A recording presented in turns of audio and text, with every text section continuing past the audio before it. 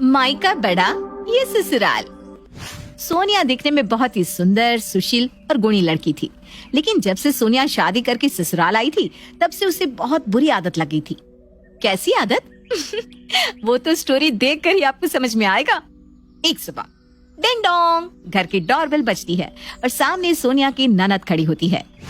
अरे दीदी, आज इतनी सुबह कैसे आ गई आप? भाभी, चिंटू मिंटू नानी मामी से मिलने के लिए जिद कर रहे थे।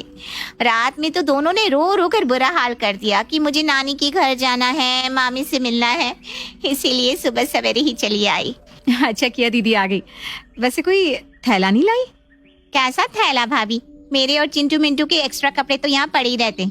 ससुराल भी कौन सा दूर है, इसलिए ऐसे ही चली आई। नहीं नहीं, मेरा मतलब था ससुराल से खाली हाथ ही आ गई आप। हाँ तो क्या हुआ? खाली हाथ यानी गिफ्ट, मिठाई कुछ तो लाना चाहिए था। ऐसे मुंह उठाकर कौन आता है? आप तो जैसे माई के थैला भर भर कर ले जाती होगी। मेरी इतनी अच्छी तकदीर कहाँ, यहाँ से भर कर ले जाने के लिए इस घर में कुछ होना भी तो चाहिए दीदी। मेरे मायके वाले तो वैसे भी अमीर हैं, किसी चीज की कोई कमी नहीं है, लेकिन जब मेरी भाभी मायके जाती है ना तो हम गाड़ी भर भर कर मीठा, कपड़े, गिफ्ट और बहुत सारे सामान देते हैं उन्हें। अरे बहू ससुराल से खाली हाथ जाए, ये अच्छा थोड़ी ना लगता है। हो गई मायके की बड़ाई, तो दूर हटो, घर के अंदर जाने दो। जब देखो तब मायका पुराण शुरू कर देती हूँ। बहू मायके से ससुराल लेके जाती है सामान, ससुराल से मायके नहीं। आपको तो बस पॉइंट मिल जाए तारीफ का। अब तक तो आप समझ ही गए होंगे कि बहू को आदत है मायके की बड़ाई की। इसी चक्कर में वो ससुराल और मायके में हमेशा तुलना करती रहती है। ऐसे ही एक शाम में, ए जी बाजार जा रहे हो तो पाव किलो जलेबी लेते हैं आना। बस पाव किलो? हाँ तो 4 लोग कितना ही खाएंगे जलेबी? हमारे यहाँ तो 2 ही लोगों में 2 किलो जलेबी आती है।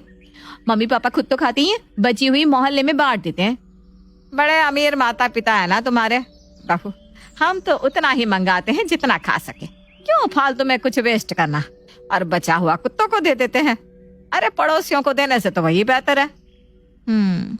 आपको क्या पता, मीठा बांटने से प्यार बढ़ता है ना? तो थोड़ा मीठा बोल भी लिया कर। है? जा खाना बना। अरे आप क्या खड़े खड़े मुस्कुरा रहे हो, जाके लेके आओ ना अब। हाँ। फिर ससुर जी मार्केट चले जाते हैं। वहीं शाम में जब पति घर आता है कमरे में, डार्लिंग देखो आज मैं तुम्हारे लिए क्या लेकर आया हूँ, साड़ी। बस साड़ी? नहीं ना, झुमके भी है साथ में। जल्दी से तैयार हो जाओ, मैं तुम्हें डेट पर ले जाना चाहता हूँ। ये 400 रुपए वाली साड़ी में मैं कैसे दिखूंगी? और झुमका लाना ही था तो सोने का लेते। ये 100 रुपए के झुमके मेरे कान पर शोभा नहीं देते। ये कैसी बात कर रही हो सोनिया? कितने प्यार से मैंने तुम्हारे लिए सब कुछ लाया है। हाँ तो थोड़ा और प्यार दिखाकर जेब भी ढीली कर देते तो कितना अच्छा होता। पता नहीं मेरे मम्मी पापा ने मेरी शादी इस गरीब खानदान में क्यों कर दी। अरे मेरे घर में तो बस कांचीवरम और बनारसी साड़ी ही आती है, या फिर मनीष मल्होत्रा की डिजाइन की हुई साड़ी। और मैं तो बस सोने के झुमके ले आने के लिए कहती पापा से, पर मम्मी पापा हमेशा मेरे लिए डायमंड के इयररिंग्स लेकर आते, और भैया भी भाभी के लिए डायमंड सोने की ही लाते हैं। मैं ही ये लोहे पीतल में जी रही हूँ। फिर सोनिया मुंह बनाकर वहां से चली जाती है। ये इतना बुरा गिफ्ट दिया मैंने इसे, जो ये मुझे इतना सुनाकर चली गई। बेचारा पति बिना किसी गलती के बीवी की बक बक सुन के उदास हो जाता है। वहीं सोनिया को तो मानो ससुराल की बातों को मायके से कंपेयर करने की बीमारी थी। हमेशा कुछ न कुछ लगा ही रहता था उसका। ऐसे ही एक दिन जब सोनिया की ननद कपड़े सिल रही होती है, अनजाने में उसके हाथ में सुई चुभ जाती है। क्या हुआ दीदी? कुछ नहीं भाभी, कपड़े सिलते हुए ना सुई चुभ गई। बैंडेज लगा देती हूँ, ठीक हो जाएगा। अरे देखो कितना खून निकल रहा है, रुको अभी एम्बुलेंस को कॉल कर देती हूँ। है? 2 बूंद खून की वजह से एम्बुलेंस को कॉल करने की क्या जरूरत है? अरे अगर खून की कमी हो गई बॉडी में तो, और 2 बूंद खून भी बहुत होता है माँ जी। रुको मैं अभी आपको हॉस्पिटल ले चलती हूँ दीदी। मैंने बैंडेज लगा दिया है, शाम तक ठीक हो जाएगा। ओके? क्या जमाना आ गया है, किसी की भलाई सोचने लायक ही नहीं है यहाँ। कल को कुछ हो गया ना तो ससुराल वाले कहेंगे आपके कि बहू के मायके वाले कंजूस हैं, दवा तक नहीं करा सके। ऐसे ही एक बार ना मेरी भाभी के हाथ में साड़ी की पिन चुभ गई थी। हमने 2 दिन उन्हें हॉस्पिटल में रखा था, जब तक घाव नहीं भर गया। हाँ, आप लोगों से अच्छे तो मेरे मायके वाले हैं, कंजूस तो नहीं है कम से कम। फिर शुरू हो गया इसका मायका पुराण। फिर दोनों माँ बेटी अपने अपने काम में लग जाती हैं। बोलना ही बेकार है। वहीं शाम में जब सभी चाय के लिए बैठे होते हैं। पापा वो लेनदारों का फोन आ रहा है बार बार, आप बात कर लो ना, वैसे भी रिश्तेदारी है, थोड़ा तो समझ कर ले सकते हैं ना। बेटा मेरी बात तो हुई तेरे फूफा जी से, वो एक सुनने को तैयार नहीं है। कहते हैं आज के आज पैसे चाहिए, बहुत समय हो गया। बस आते ही होंगे वो। कौन पापा जी? अरे तेरे फूफा ससुर बेटा। आते ही होंगे नहीं साले साहब, आ गया। अरे जब पैसे दे नहीं सकते थे तो लिए क्यों? देखो 1 साल होने आया, अब तक बताया है। हमारा भी घर परिवार है, जरूरत है, कैसे चलेगा बताओ? भैया रिश्तेदारी अपनी जगह है, लेकिन पैसों का हिसाब किताब तो अपनी जगह है ना। हाँ जीजा सही बात है, बस कल परसों में पैसे मिलने वाले हैं तो दे देता हूँ। वैसे भी 10,000 ही तो बाकी है, वो भी ब्याज, मूलधन तो चुकता हो गया। हाँ तो क्या ब्याज के पैसे भूल जाओ क्या? परसों आता हूँ, राम राम। फूफा जी पानी तो पी के जाओ। अब जब पैसे मिलेंगे तभी पीऊंगा। कैसे रिश्तेदार हैं आप लोगों के? अरे हमारे तो रिश्तेदार पैसे दे के भूल जाते हैं, और यहाँ देखो मूलधन दे दिया है फिर भी ब्याज के लिए आके खरी खोटी सुनाकर जा रहे। खैर गलती भी तो आप लोगों की है। मेरे मायके में तो कभी पैसे लेने की नौबत ही नहीं आती। मम्मी पापा मजबूत सेविंग्स करके रखते हैं। जब इतनी ही जरूरत थी तो मुझे कह दिया होता, मम्मी पापा से मांग लेती। बहू तेरी शादी में गहने बनवाने के लिए ही लिए थे पैसे, तब नहीं थे तो अब मांग ले। अरे माँ जी मांग तो लेती अगर पहले बताए होते तो। मम्मी पापा तो यहाँ है नहीं ना, मालदीव्स गए हैं घूमने। क्या झूठ कहती है बहू। परसों ही समधी जी को मैंने भंडारे में खाना खाते देखा। जहाँ मंदिर का भंडारा हम लोगों ने ऑर्गेनाइज करवाया था ना, वहीं साथ में 4 पूरी एक्स्ट्रा बांध कर ले गए समधन के लिए। ये सुनकर तो मानो बहू की सिट्टी पिट्टी गुल हो जाती है। अरे नहीं नहीं पापा जी ऐसा हो ही नहीं सकता, आपसे पहचानने में गलती हो गई होगी। अब बूढ़े हो रहे हो ना तो याददाश्त कमजोर हो ही जाती है। या तो पापा का कोई बहुरूपिया होगा, वैसे भी ना उनकी अमीरी देखकर 4 लोग और उन्हें कॉपी करते हैं। वो तो छुट्टियों में मालदीव्स गए हैं। ये देखो फोटो। इसमें तो बस समंदर दिख रहा है। मम्मी पापा कहाँ हैं तुम्हारे? अरे वो तो कैमरा के पीछे है ना, नहीं तो फोटो कौन खींचेगा। चलो मैं किचन में चलती हूँ, बहुत काम पड़ा है। एक दिन ना ये खुद ही मुक्के के खाएगी अपने मायके वालों के चलते। छोड़ो ना माँ, क्या पता सच बोल रही हो। कौन सा हम उनके घर रहकर आए हैं। हाँ ये भी ठीक है। वहीं एक दोपहर। सोनिया आज तुम्हारे भैया तुमसे मिलने आने वाले हैं शाम में, कुछ अच्छा बना लेना अपने भैया के लिए। अच्छा भैया आ रहे हैं, तब तो मैं उनकी पसंद की ही डिश बनाऊंगी। पनीर की पकौड़ी, मशरूम की सब्जी, वेज क्रिस्पी, पुलाव, पूरी, बटर मसाला, पनीर के पराठे भी बना दूंगी। डेजर्ट में राजभोग, आइसक्रीम फुल्ली लोडेड विद काजू बादाम। यार रहम करो हम पर, नॉर्मल खाना भी तो बना सकती हो जो सब इजीली खा सके। तुम महीने भर की सब्जी के पैसे एक ही दिन में उड़ा दोगी, और इतना हैवी खाना खाएगा कौन? अरे ये भी तो नॉर्मल ही है ना, इनफैक्ट मोर टेस्टी है भैया की पसंद का जो है। इससे अच्छा पनीर बना दो और साथ में खीर। जलते हो ना आप मेरे मायके वालों से। अरे आपको पता है मेरे मायके में जब कोई आता है ना तो मम्मी पापा कुक को कहकर उसकी पसंद का खाना बनवाते हैं। और तो और हर मेंबर की अपनी अपनी पसंद का खाना, वो अपने मन से कुछ भी खाने को नहीं कहते उन्हें। पता नहीं मैं किस गरीब खाने में आ गई। पति के पास पनीर और सब्जी खरीदने के पैसे नहीं है, इसीलिए भैया का पसंद का खाना बनाने के लिए मना कर रहे हो। मम्मी को कह रही थी कि आपने बराबरी में मेरी शादी करो, फिर भी मम्मी ने जबरन मुझे पता नहीं कहाँ फंसा दिया। कहाँ आ गई मैं शादी करके गरीब खाने में। अरे बहू रो मत, तुझे जैसा सही लगे वही बना ले बस अपने भैया के लिए, हम एडजस्ट कर लेंगे।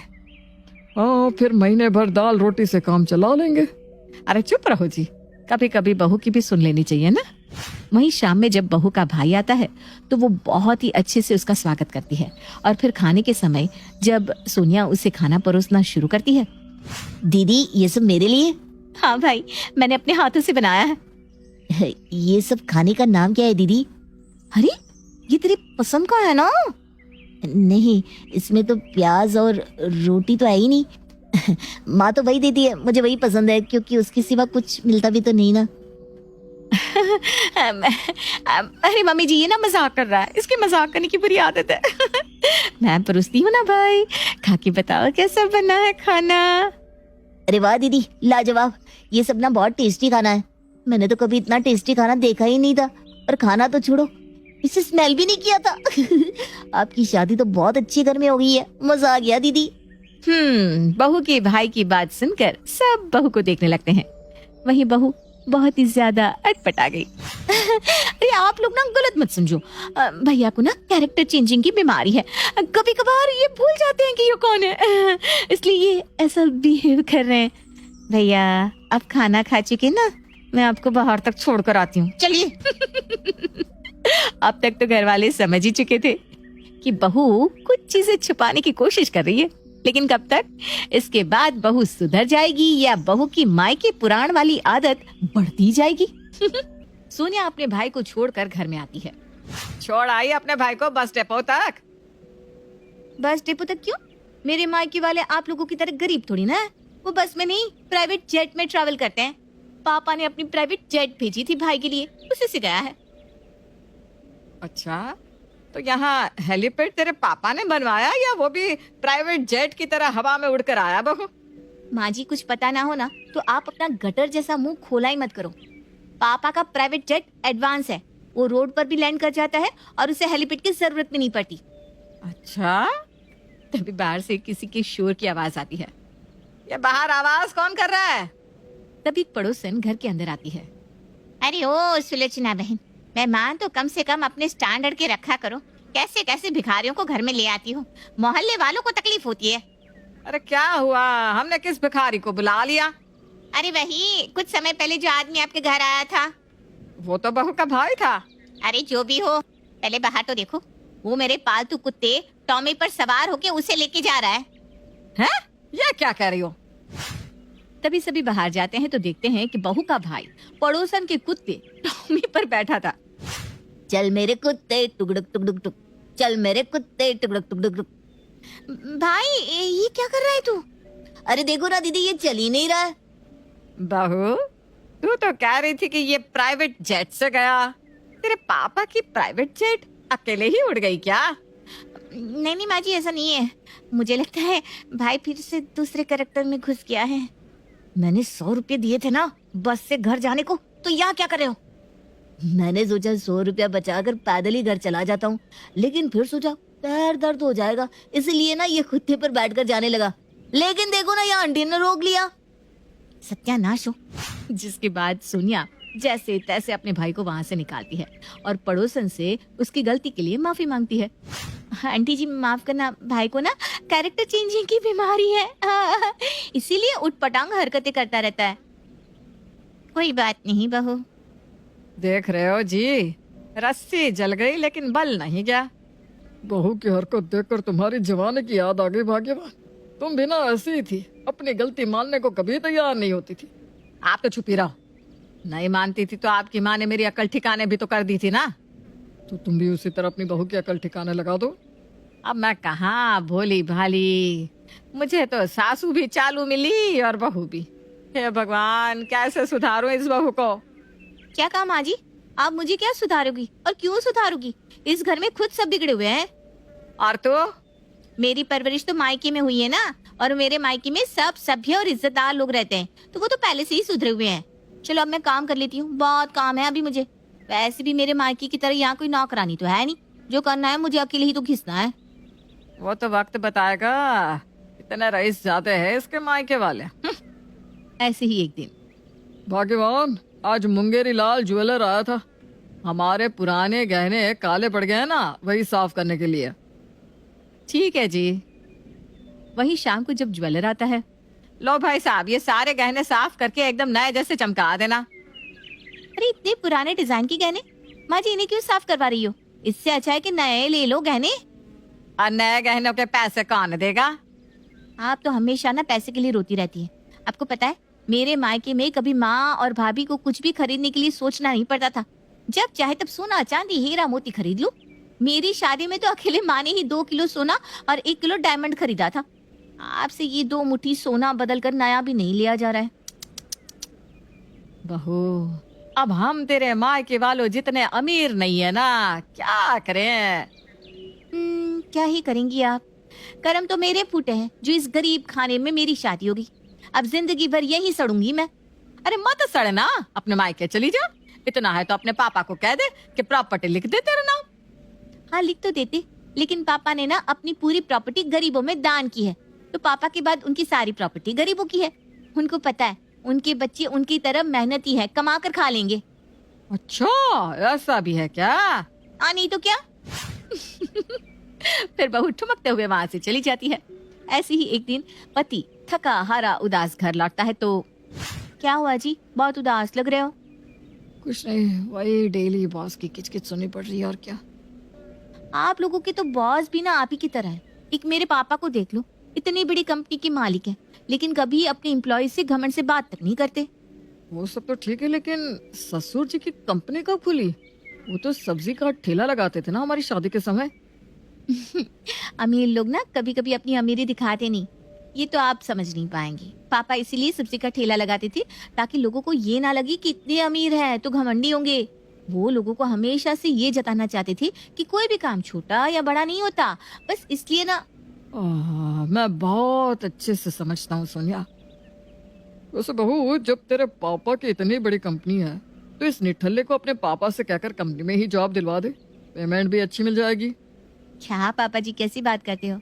अब आप ही बताओ, रिश्तेदारी में प्रोफेशन अच्छा लगेगा क्या? नहीं ना, वैसे भी रिश्तेदारी में बुराई होती है, वरना मैं तो कब का पापा को कहकर इनकी जॉब स्विच करवाने वाली थी। लेकिन ये सब ठीक नहीं है ना। कल को इन्होंने पापा की कंपनी में गरीबों वाली हरकत कर दी तो मेरे पापा की इज्जत की तो भजिया तल जाएगी ना। मैं इतना बुरा तो नहीं हूँ। तो कौन से अच्छे हो? महलों के सपने दिखाकर मुझसे शादी किए और मुझे ला के इस गरीब खाने में पटक दिया। खैर, ये तो बहू की आदत हो गई थी, जिससे अब ससुराल वाले बुरी तरह तंग आ चुके थे। लेकिन किसी को समझ में ही नहीं आ रहा था कि बहू को कैसे सबक सिखाया जाए। वहीं एक दिन, मासी जी कितने दिन हो गए आपसे मिले हुए, अब आप इसी शहर में हो तो मेरे ससुराल आ जाओ ना। अब तू इतना कह रही है बेटा तो मैं मिलकर ही जाती हूँ तुझसे। वैसे भी ना मेरी फ्लाइट की टिकट एक हफ्ते बाद की है। ठीक है मौसी जी। जिसके बाद सोनिया घर को सजाने में लग जाती है। बहू, अभी तो दिवाली भी नहीं आई, घर क्यों सजा रही है? इस गरीब खाने को थोड़ा ढंग का बना रही हूँ। मेरी मौसी आ रही है, देखेंगी तो क्या सोचेंगी, किस गरीब घर में मेरी शादी हो गई है। जब देखो तब बुराई ही करती रहती है। न जाने किस मनहूस घड़ी में मैं इसे अपनी बहू बनाकर ले आई। इसी तरह सास बड़बड़ाकर वहाँ से चली जाती है। वहीं बहू बड़बड़ाते हुए घर का काम करने लगती है। शाम को जब डोरबेल बजती है, देख तो बहू कौन आया है। मेरी मौसी आने वाली थी ना, वही आई होंगी। बहू दरवाजा खोलती है तो सामने खड़ी थी मौसी। सोनिया जाके झट से मौसी को गले लग जाती है। अरे मौसी, कितने दिनों बाद दिखी आप, मैं बहुत खुश हूँ आपको यहाँ देखकर, सच में। बहू बोले जा रही थी लेकिन मौसी है कि कोई रिप्लाई नहीं दे रही थी। उनका तो मुंह का ढक्कन खुला हुआ था और वो बस घर को देखे जा रही थी। क्या हो गया मौसी, ऐसे क्या देख रही हो? जानती हो मम्मी पापा ने मुझे इस गरीब खाने में उठाकर पटक दिया है, अब क्या कर सकती हूँ। आइए, जो है यही है अब। बेटा बहुत अच्छा है जो है, और इससे बेहतर क्या चाहिए तुझे? जानती हूँ शादी के बाद तो सब सांत्वना ही दे सकते हैं। चलिए आप बैठे मौसी, मैं खाने पीने के लिए लेकर आती हूँ। फिर बहू अपनी मौसी की खातिरदारी में लग जाती है। वहीं मौसी बैठकर अपनी समधन से बातें करती है, हंसी मजाक करती है। लो मौसी, पानी पियो। मौसी फिर से खाने की ट्रे को देखने लगती है जिसमें 2 तरह के बिस्किट और नाश्ता रखा था। मौसी ऐसे मत देखो ना, आप ऐसे देखती हो तो मुझे शर्मिंदगी महसूस होती है। अब मेरा ससुराल मायके से छोटा है तो क्या ही कर सकते हैं। बहुत ही है बेटा इतना, अब इससे ज्यादा मैं क्या ही खाऊंगी, हैं? इतना खा लूं वही बहुत है।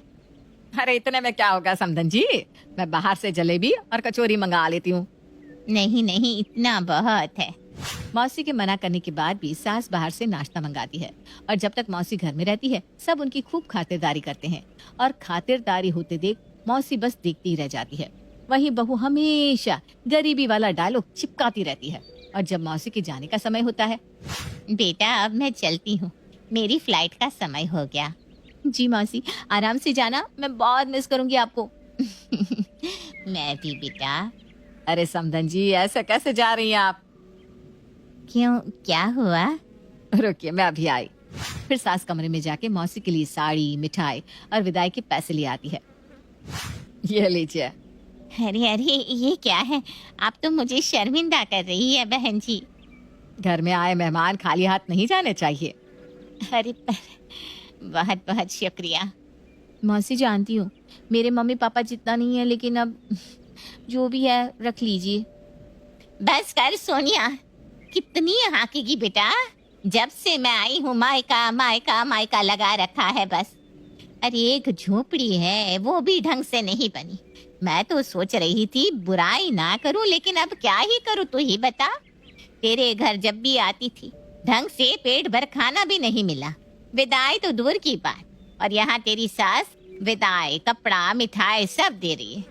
सच में सोनिया बेटा तेरे तो भाग्य खुल गए इतना बड़ा ससुराल पाके, वरना तेरी माँ जैसा हाल होता तेरा भी। चलो चलती हूँ मैं, नमस्ते। खैर मौसी जी तो चली गई, लेकिन जाते जाते बहू के मुंह पर ताला लगा कर गई। सोनिया को इतनी शर्मिंदगी महसूस हुई कि उस दिन के बाद सोनिया ने मायके की झूठी बड़ाई करना एकदम से छोड़ दिया। हाँ,